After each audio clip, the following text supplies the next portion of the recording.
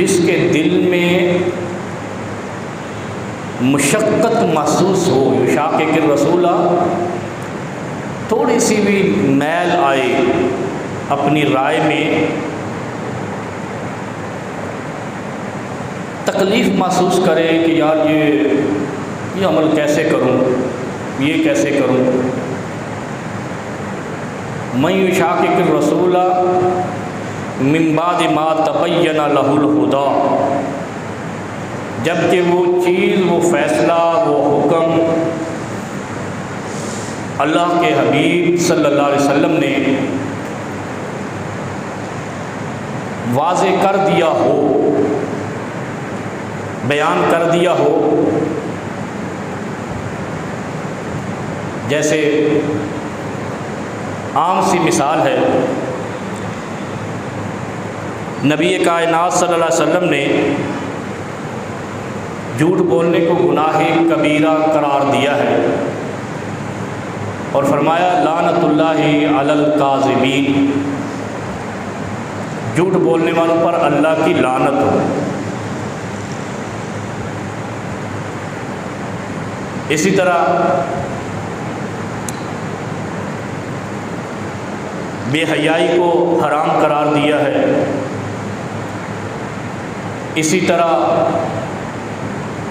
سود کو حرام قرار دیا ہے، بلکہ سود کا کاروبار کرنے والے، سود کا معاہدہ لکھنے والے اور سود پہ رقم لینے والے اور سود کے معاہدے میں گواہ بننے والے 4 لوگوں کو حرام کاری کا کردار ادا کردہ نبی کائنات نے ان 4 کو قرار دیا ہے کہ یہ حرام کاری کے مترادف ہے۔ سود دینے والا، سود لینے والا، سود لکھنے والا اور سود کے معاہدے میں گواہ بننے والا، 4 لوگوں کو سزا ہوگی۔ اب یہ فیصلے اللہ نے اتارے، اپنے محبوب پیغمبر پر اتارے، قرآن کی شکل میں اتارے، اور محبوب پیغمبر نے ما تبین لہ الہدی بیان کر دیے، واضح کر دیے، سود حرام ہے، جھوٹ حرام ہے۔ اسی طرح اور جتنے بھی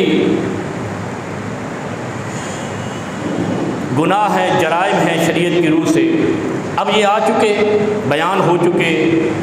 اب انسان ان کو کرتا ہے، اب کرنے کے بعد اس کو یہ بتایا جاتا ہے کہ آپ نے یہ بڑا غلط عمل کیا ہے، بڑا گناہ کیا ہے، بڑا گناہ کبیرہ آپ نے کیا ہے۔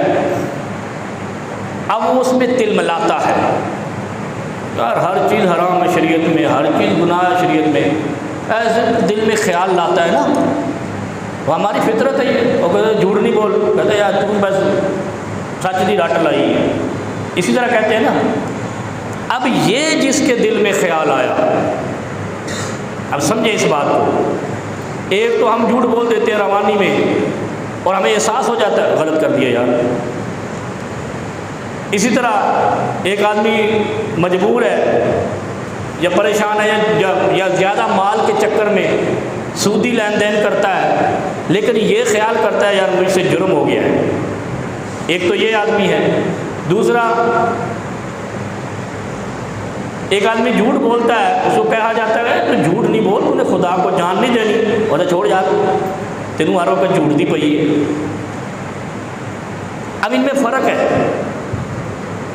کیا فرق ہے اس میں؟ ایک ہٹ دھرم ہے، ایک عاجز ہے، ایک مجبور ہے اور ایک ہٹ دھرم ہے۔ اب یہاں پہ قرآن کا فیصلہ آئے گا، یہاں اللہ نے قرآن میں اتارا ہے۔ فرق کیا کریں ہم؟ اصل میں برائی میں فرق نہیں کرتے۔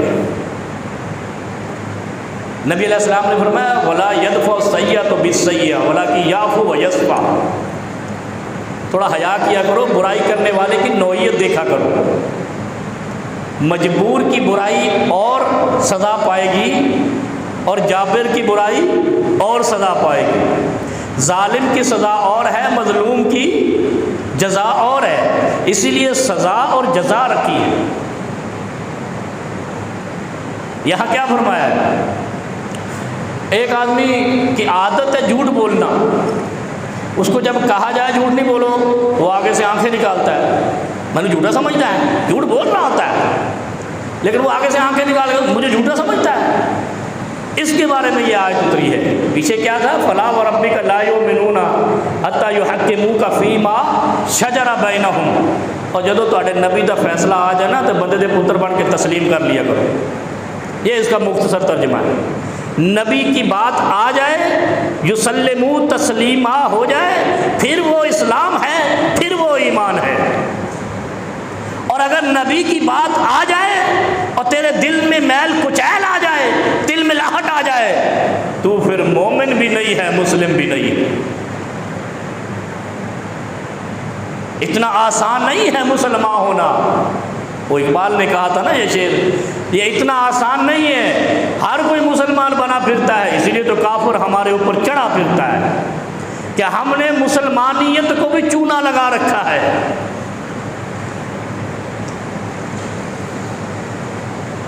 یعنی ہم مسلمان بھی فراڈیے ہیں، اس چیز کے فراڈیے نہیں، معاملات کے فراڈیے نہیں، ایمان کے فراڈیے ہیں۔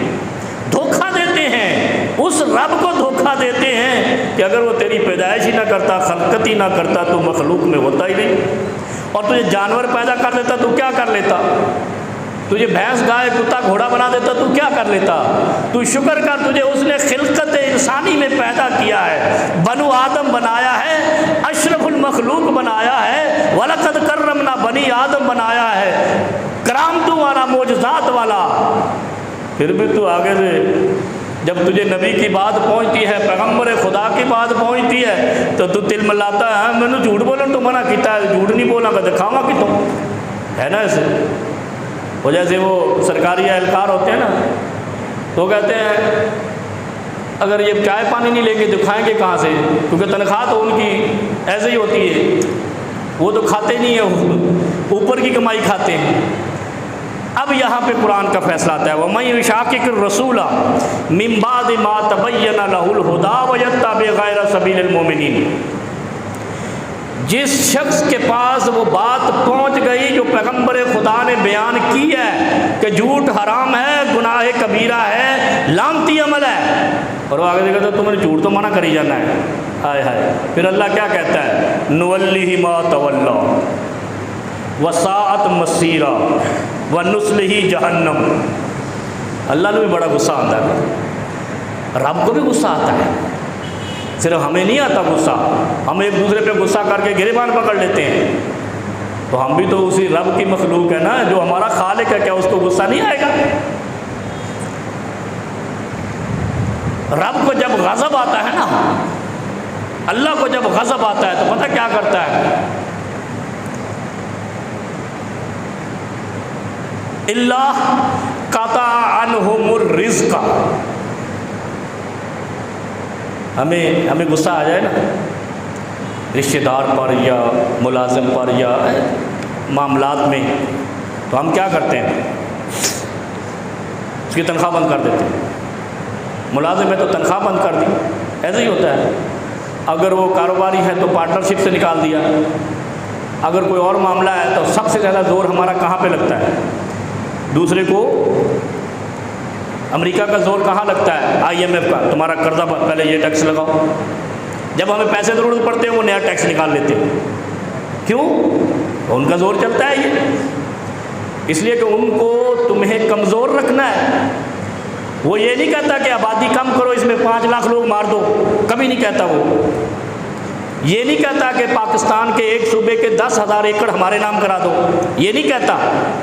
وہ یہ نہیں کہتا کہ جو تمہارے ملک میں گاڑی بن رہی ہے وہ گاڑیاں ہمارے نام کرا دو۔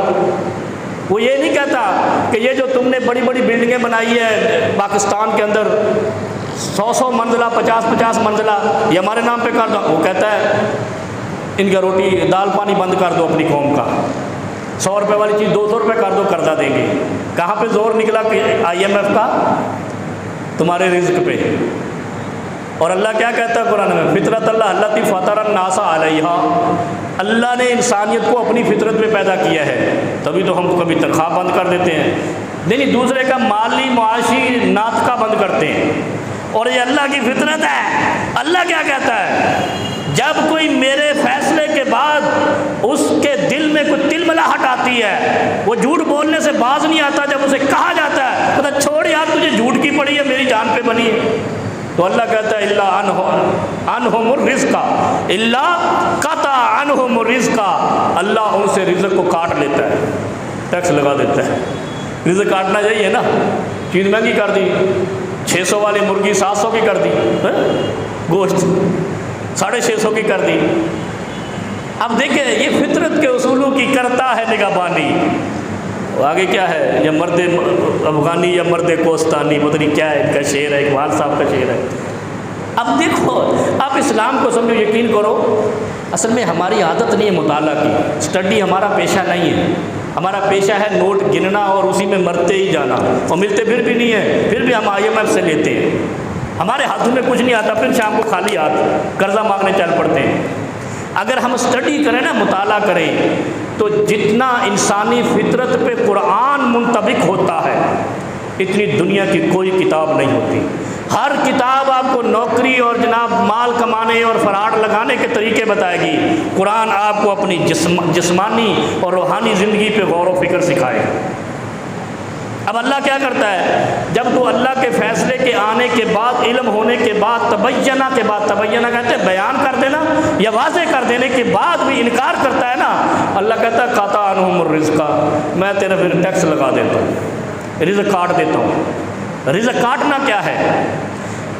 معاشی تنگی، بارشوں کا رک جانا، جہاں بارشیں چاہیے وہاں ہوں نہیں، اور جہاں بارشیں نہیں چاہیے وہاں طوفانی بارشیں، آندھیاں چلا دینا، رزق کاٹنا ہے بس۔ پاکستانی کو کٹا ہوا ہے یا نہیں؟ اگر ابھی بھی ہم سمجھتے کہ ہمارا رزق اللہ نے نہیں کاٹا ہے تو پھر ہم جاہل ہی ہیں، پھر صرف جاہل نہیں ہے، ہم دماغی طور پہ بھی اب نارمل ہیں۔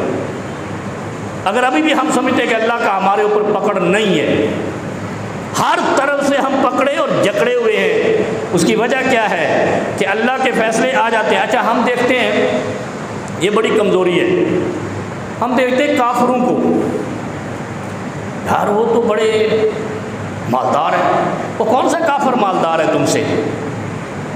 سونے کے ذخائر تمہارے پاس، تیل کے ذخائر تمہارے پاس، گیس کے ذخائر تمہارے پاس، لوگ LPG استعمال کرتے ہیں، تمہارے پاس فری گیس ہے، وہ بنا کے گیس استعمال کرتے ہیں، تمہارے پاس خدا کی قدرتی گیس ہے۔ کون سی چیز ہے جو تمہارے پاس نہیں ہے؟ لیکن صرف ایک چیز ہمارے پاس نہیں ہے، قدر اللہ حق قدر ہی، وما قدر اللہ حق قدر ہی، ہم اپنے رب کی قدر نہیں کرتے، رب تمہاری قدر نہیں کرتا، بس یہ چیز نہیں، ہمارے پاس نعمت کی قدر نہیں ہے۔ اور یہ قرآن کہتا ہے وما قدر اللہ حق قدر ہی، اور وہ قدر کیا ہے؟ یا ایھا الذین آمنوا قولوا قولا سدیدا یصلح لکم اعمالکم ویغفر لکم ذنوبکم۔ صرف ایک بات کہتا ہے اللہ کی سورہ احزاب کی آخری آیت ہے، اللہ کی صرف ایک شرط ہے قدر کرنے کی۔ اللہ کہتا ہے میری نعمتوں کی قدر اٹھا کے نہیں پھرنا، غلاف میں بند کر کے اور 3 ڈبے میں کر کے نہیں، اللہ کہتا ہے میری نعمتوں کی قدر کرو۔ او یار کیسے قدر کریں اللہ کی نعمتوں کی قدر کیا ہے؟ یہ زبان سب سے بڑی نعمت ہے، سب سے بڑی نعمت ہے۔ زبان نہ ہو تو کیا کہتے ہیں؟ گونگا، گونگا ہے نا، اندھا ہوگا تو چل لے گا، گونگا ہوگا تو بول نہیں سکے گا۔ تو زبان بڑی نعمت ہوئی۔ آنکھیں نہیں ہیں تو چھڑی لے کے چلتا پھرتا ایسے کر کے چل پھر لے گا، لیکن اگر زبان نہیں ہے تو جانور ہے، جانور بھی نہیں بولتے۔ عبدالرشید صاحب، ہاں وہ ادھر ہو کے بیٹھ گئے، سب میں بیٹھ گئے۔ زبان کا ہونا سب سے بڑی نعمت ہے، ہر چیز سے بڑی نعمت زبان ہے، اور اللہ کہتا ہے اس زبان کی قدر کر۔ اے اللہ کیسے اس زبان کی قدر کروں؟ قولوا قولا سدیدا، سچ کہنا اور سیدھی بات کہنا ہے، الٹی سیدھی باتیں نہیں کہنی، چھوٹی سی کرو۔ اس کو ہم معمولی سمجھتے ہیں نا، زبان سیدھی استعمال کرنا عام سی بات ہے، اور یہ زبان کی قدر نہ کرنا خدا کی قدر نہ کرنا ہے۔ کیوں؟ القرآن و کلام اللہ، یہ قرآن اللہ کی کلام ہے، اللہ کی زبان ہے، تو اپنی زبان کی قدر کرے گا، اس کا مطلب ہے تو نے قرآن کی اور خدا کی قدر کی ہے۔ اگر تو نے اپنی زبان کی قدر نہیں کی تو خدا کا بھی نہ قدرہ ہے، قرآن کا بھی نہ قدرہ ہے۔ پھر موجے کر اللہ قطع عنہم الرزق، جو زبان سیدھی استعمال نہیں کرتا خدا اس کا رزق کاٹ دیتا ہے، جو خدا کا فیصلہ ہے۔ 4 امام نکالے ہیں نا کچھ لوگوں نے، امام ابو حنیفہ ہے، امام شافعی ہے، امام مالک ہے، امام احمد بن حنبل ہے، 4 امام ہیں، اور دوسرے آئے انہوں نے امام جعفر سے لے کر امام باقر تک 12 امام نکالے۔ امام مہدی انہیں تو غائب کر دیا نا، وہ تو ہم نے غار میں ڈلوا دیا ہے۔ انہوں نے 12 نکالے، انہوں نے 4 نکالے، اور ہمارا کتنے ہیں؟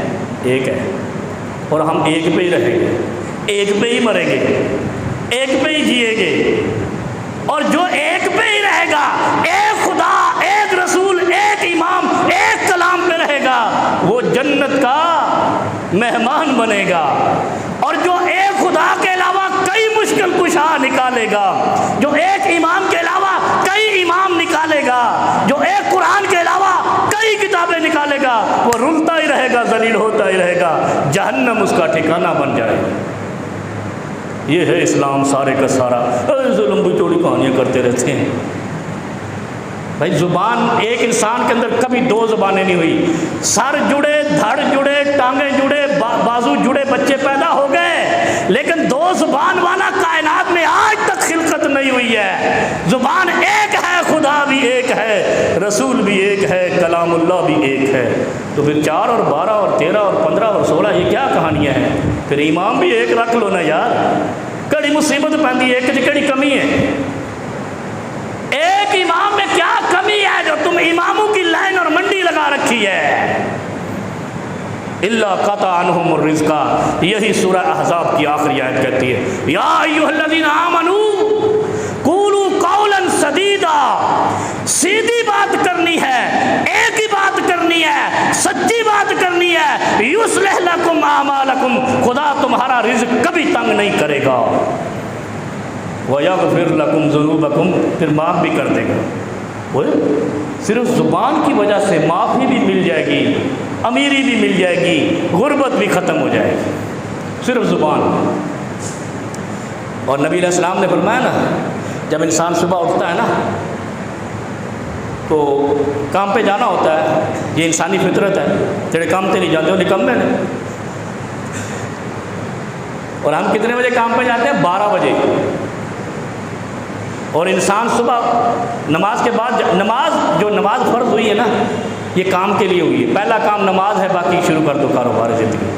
اور ہم کیا کرتے ہیں؟ نماز پڑھ لی، پھر وہی رات والا کام شروع کر دیا، سونے والا، اور اسی لیے ہماری پوری نہیں پڑتی۔ جن ملکوں میں صبح کی نماز کے بعد کاروبار زندگی سب سے پہلا کام ہے، رات کی نیند کے بعد پہلا کام کیا ہے؟ فجر کی نماز، یہ کام ہے بھائی، اٹھو، وضو کرو، غسل کرو، منہ ہاتھ دھو لو جسے کہتے ہیں، پھر مسجد چلے جاؤ، نماز پڑھو، پہلا کام۔ دوسرا کام ناشتہ کرو، کام پہ چلے جاؤ، زندگی کو بچانے کے لیے۔ اور ہمارا اس کے خلاف کام ہے، میں یشاقق الرسول، یہ ہے نا دل میں مشقت والی بات، یار نماز کے بعد سونا ہے، اٹھ کے جانا نہیں ہے، اور یہاں سے کم وقتی شروع ہوتی ہے۔ نماز کے بعد سونے سے، کام پہ نہ جانے سے۔ اچھا ایک بات اور بھی لوگ بڑا کہتے ہیں، ہر کام ہی کوئی نہیں، ان بعد جانا ہے تو کیا کریے تھے، انج کریے تھے، انج کریے، بھائی کچھ بھی نہیں کر، لیکن نماز کے بعد سو نہیں۔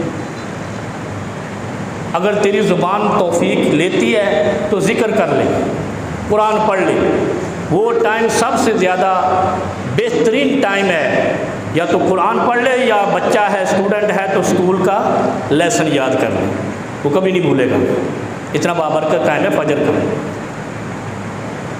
اور یہی ٹائم ہم ضائع کرتے ہیں، کیوں؟ شیطان ہم سے ضائع کراتا ہے، ہمیں ساری رات اتنی سخت نیند نہیں آتی جتنی فجر کے بعد آتی ہے۔ اور جب غیر وقت پہ نیند آئے تو اس کا مطلب ہے کوئی اور آپ کو سلا رہا ہے، خدا نہیں سلا رہا ہے۔ خدا تو برکت والا بنا کے اتارا ہے، وَلَقَدْ كَرَّمْنَا بَنِي آدم، اتنا معتبر بنایا ہے تجھے، وہ کس وجہ سے بنایا ہے، کبھی سوچا اس میں؟ وَمَن يُشَاقِقِ الرَّسُولَ مِن بَعْدِ مَا تَبَيَّنَ لَهُ الْهُدَىٰ وَيَتَّبِعْ غَيْرَ سَبِيلِ الْمُؤْمِنِينَ۔ قرآن کو نہیں سمجھو گے تو انسانیت سمجھ نہیں آئے گی۔ میں ایک جگہ پہ ابھی میں نے پچھلا جمعہ پڑھایا درگاہ شریف پیر جھنڈو، وہ لوگ بولیں گے بولے مولوی دربار تو جمعہ پڑھا ہے، وہ دربار بھی ہمارا ہی ہے۔ وہاں بڑا اچھا ماحول تھا، آپ جیسے ماشاءاللہ جذباتی لوگ اور بڑا دین سے شغف رکھنے والے۔ میں حیران ہوا، اتنا بڑا جمعہ انہوں نے، علاقے سے لوگ آئے۔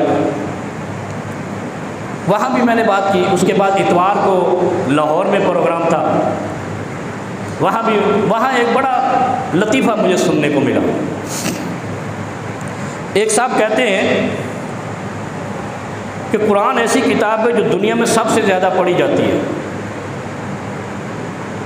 اور ایسی کتاب ہے جو سب سے زیادہ نہ سمجھ کر پڑھی جاتی ہے۔ انا للہ و انا الیہ راجعون۔ تو پھر میرے جیسا فقیر وہاں بیٹھا تھا، علماء کا مجمع تھا، وہ سارا اجلاس تھا۔ اب میرے جیسا آدمی تو نہیں رہ سکتا، عام تو خیال کر لیتے ہیں یار کوئی بات نہیں، رکھ رکھا ہوا ہے۔ میں نے کہا یہ آپ نے اتنا بڑا جھوٹ بولا ہے کہ اگر زمین و آسمان میں پھیلا دیا جائے تو زمین و آسمان بھی کم پڑ جائے۔ قرآن سب سے زیادہ پڑھی جانے والی اور سب سے زیادہ سمجھی جانے والی کتاب ہے۔ اگر یہ سب سے زیادہ سمجھی جانے والی کتاب نہ ہوتی تو یہود و نصارہ پڑھ پڑھ کے اجازت نہ کرتے، اور قرآن کو تو وہ بھی پڑھ کے سمجھ رہے ہیں جو مسلمان بھی نہیں ہوتے۔ 9/11 کے بعد کتنے لوگوں نے پڑھی؟ جب انہوں نے کہا جی اسلام دہشت گردی کا دین ہے، سارے کافر بیٹھ کے پڑھنے کے لیے۔ اس میں سے ڈھونڈے کہاں اسلام میں دہشت گردی ہے؟ اسلام شروع کہاں سے ہوتا ہے پتہ ہے آپ کو؟ کلمے سے نہیں ہوتا ہے یار۔ ہم نے اصلاحات ہی بدل دی اسلام کی، تبھی تو تباہی پھری پڑی ہے اسلام مسلمانوں کی۔ اور اس میں سب سے زیادہ ہاتھ کن کا ہے؟ اسلام سمجھانے والوں کا۔ اسلام شروع ہی السلام علیکم سے ہوتا ہے، اور السلام علیکم سے کیا مراد ہے؟ علیکم کا معنی ہے تم پر۔ ہر مسلمان سب سے پہلا کلمہ کیا کہتا ہے؟ السلام علیکم، تجھ پر سلامتی ہو۔ تو اسلام تو ہر دوسرے پر سلامتی سے شروع ہوتا ہے، دہشت گرد کہاں سے ہو گئے؟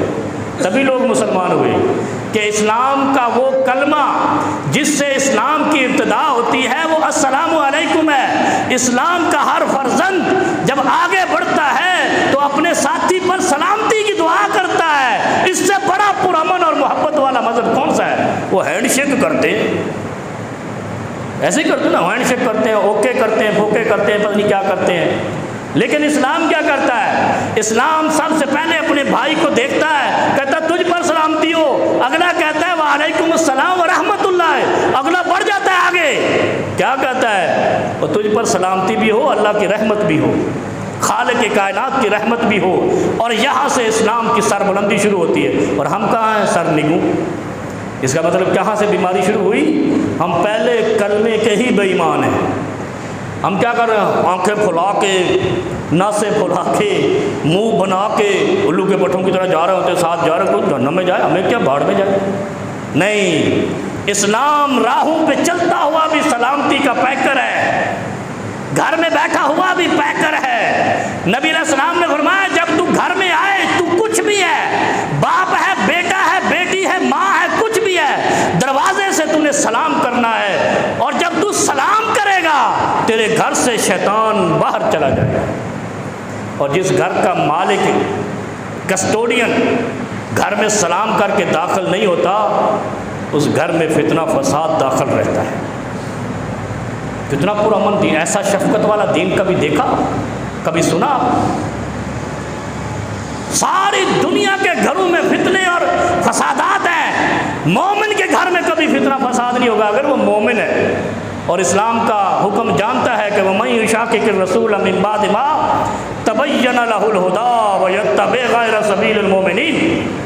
اتنی پیاری باتیں ہیں یار، پتہ نہیں مجھے سمجھ نہیں آتی کہ ہمارے معاشرے یہ کوئی کام ڈیوٹی کے ہیں، جیسے وہ ڈیوٹی جانے کے لیے پہلے غسل کرتے ہیں، ٹائی لگاتے ہیں، یونیفارم، بغیر یونیفارم کے یہ کام کرنے کے بغیر کسی تیاری کے یہ کام کرنے کے ہے، بغیر وضو کے یہ کام کرنے کا ہے، بغیر غسل کے یہ کام، اس کے لیے آپ کو کچھ بھی نہیں کرنا، ایک کام کرنا ہے، تھوڑی سی جس زبان سے چغلیاں کرتا ہے اس سے السلام علیکم کہنا ہے، اور اگر اس زبان سے ذکر کرتا ہے تو خدا تجھ پر مہربان ہوگا، کبھی تو حضرت انس بن مالک رضی اللہ تعالیٰ عنہ روایت کرتے ہیں،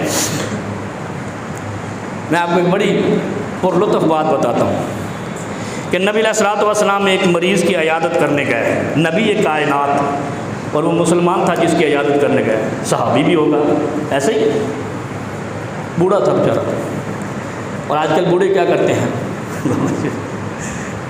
جب بوڑھے ہو جاتے ہیں نا کہتے ہیں اللہ ان کو موت ہی دے دے، ایسے کرتے ہیں نا، بڑی جہالت ہے، بڑا کفران ہے، کفران ہے زندگی، اتنے سال جی لیا، گھٹنوں میں درد ہوا، ہاتھ کانپنے لگے، کہتا ہوں تو موت ہی آ جائے چنگا ہے، یہ تو نے پوری زندگی کا کفر کر دیا، جو اللہ نے تجھے 70 سال 60 سال 50 سال جتنی بھی ہے 80 سال زندگی دی، اتنی تو نے عیاشیاں مجاشیاں جو کچھ مچایا، اب تجھے مار دوں، بجائے اس کے تو کہے اللہ میرے گناہ معاف کر دیں، انہوں موت ہی آ جائے چنگا ہے، نہیں نہیں نہیں نہیں، وہ بھی ایک ایسا آدمی تھا۔ اس طرح کی غلطیاں پائی جاتی ہیں، یہ اکثر میں بتاتا رہتا ہوں کہ یہ غلطیاں ہم میں ہیں، وہ اس دور میں بھی تھیں، اس دور میں بھی تھی، صحابہ میں بھی تھی، ہم نے تو سارے پتہ نہیں کیا بنا رکھا ہے ادھر، ہم نے تو سارے ادھر پاکیزہ بنا رکھے ہیں نا، پاک باغ، جس نے داڑھی سفید رکھ لی، چٹی ٹوپی رکھ لی، چٹا رومال رکھ لیا، یہ جنتی بن گیا، یہ جنت ایسے تھوڑی ملتی ہے، جنت ادھر ہے، التقویٰ ہاہنا، شکلوں میں جنت نہیں ہے، ٹوپیوں اور پگڑیوں اور جناب تسبیحوں میں جنت نہیں ہے، ہاہنا تقویٰ۔ نبی علیہ السلام سے پوچھا تھا نا کسی نے، اللہ کے رسول تقویٰ کی بلا ہے، کدھر سے ملے گا؟ کہا ادھر سے ملے گا، التقویٰ ہاہنا، بس دل صاف ہے تو زبان سے السلام علیکم بھی کہے گا، دل صاف ہے تو سیدھی بات بھی کرے گا، الٹی سیدھی باتیں نہیں کرے گا۔ عیادت کرنے گئے، عیادت کی تو بیچارہ بہت لاغر اور کمزور ہو چکا تھا، بیمار تھا یا جو بھی تھا، عیادت بیمار کی جاتی، تندرست کی بھی کو کرتا ہے، تندرست کو تو سلام نہیں کرتے آج کے لوگ، اور تندرست ہو تو کوئی سلام نہیں کرتا، ساری زندگی لڑائیاں چلتی ہیں، جب مر جاتا تو بریانیاں چلتی ہیں، یہ ہمارا، اور پھر ہم اللہ سے امیدیں کیا لگاتے ہیں، وعلیکم السلام ورحمۃ اللہ وبرکاتہ، وہ برکت اس وقت جب تو زندہ تھا تو نے سلام نہیں کیا، دشمنی چلتی رہی، جب مر گیا تو بریانی چل رہی ہے، قورمے چل رہے، ختم شریف، درود شریف اور پتہ نہیں کیا کچھ شریف ہو گیا، اے تو لگ سی پتہ آ گئے، بریانیاں بخشواندیاں نے جب کلمہ درود بخشواندہ ہے،